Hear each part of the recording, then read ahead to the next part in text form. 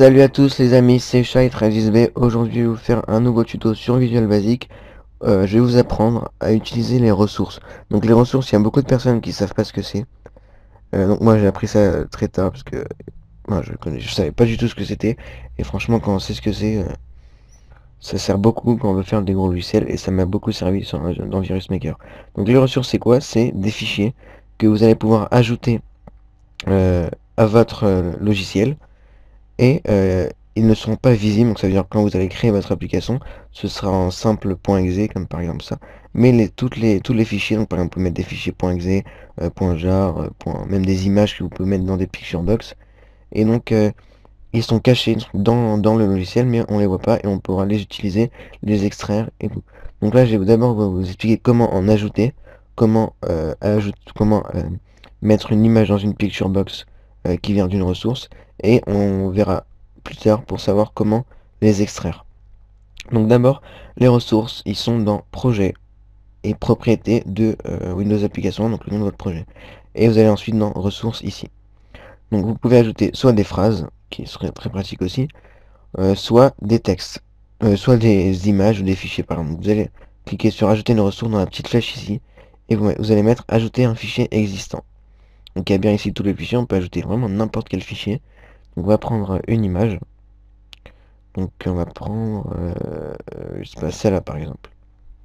On fait ouvrir, et voilà, on va la renommer, on va mettre image. On va pas la mettre image, ça va vous faire confondre. On va mettre... non, on va laisser image, c'est pas grave. Oh non, on va pas laisser image, j'ai peur que vous vous confondez. On va mettre... allez, test, comme ça. Donc voilà, on a ajouté notre ressource. Donc, on n'oublie pas de sauvegarder, donc cliquez droit sur l'onglet et enregistrer les éléments sélectionnés. Et voilà, donc maintenant, quand je teste le logiciel, on voit pas l'image, il n'y a rien du tout. Mais pourtant, elle est bien dans le logiciel. Donc maintenant, pour l'affecter à une picture box, donc on va la mettre sur un bouton. On va créer une picture box. Comme ça. On va mettre la propriété street image pour qu'elle puisse le redimensionner automatiquement avec la taille de la picture box. Et quand on clique sur le bouton, le logiciel va affecter cette image sur la picture box. Donc ce qui est bien, c'est que vous pouvez envoyer par exemple ce logiciel à quelqu'un sans même qu'il possède l'image. En fait, le logiciel va prendre l'image qui est cachée dans le logiciel et la mettre dans la picture box. Donc il verra pas l'image, l'image sera pas ne sera pas extrait. Enfin, je sais pas comment on dit. Bon, en tout cas, vous avez compris. Enfin, j'espère. Donc on double-clique sur le bouton et on va mettre donc picture box 1.image, donc on veut que l'image de la picture box soit égale à donc my, donc moi, donc le logiciel en fait, point ressources, donc toutes les ressources, point, et là vous avez la liste de toutes les ressources, donc là il n'y en a qu'une, donc c'est test, et vous mettez test. Donc ça marche qu'avec les images, donc on peut mettre qu'une image, donc si vous essayez de mettre un point exe sur une picture box, il va vous afficher une erreur. Donc on peut tester, vous voyez que là on voit pas l'image, et j'appuie, hop, et l'image s'affiche. Donc pour vous montrer, je vais compiler le logiciel, donc compiler, parcourir sur le bureau, sélectionner un dossier, enregistrer, on s'en fout, ça on laisse. Donc ensuite débugger, générer Windows Application 1, voilà, les générations 1 réussies. Donc ça, je peux supprimer. Et voilà, mon point exe, c'est celui-là, et pourtant il n'y a aucune image dessus. Donc aucune image à l'intérieur, donc je double-clique. Là, on voit toujours pas l'image, il n'y a rien comme image.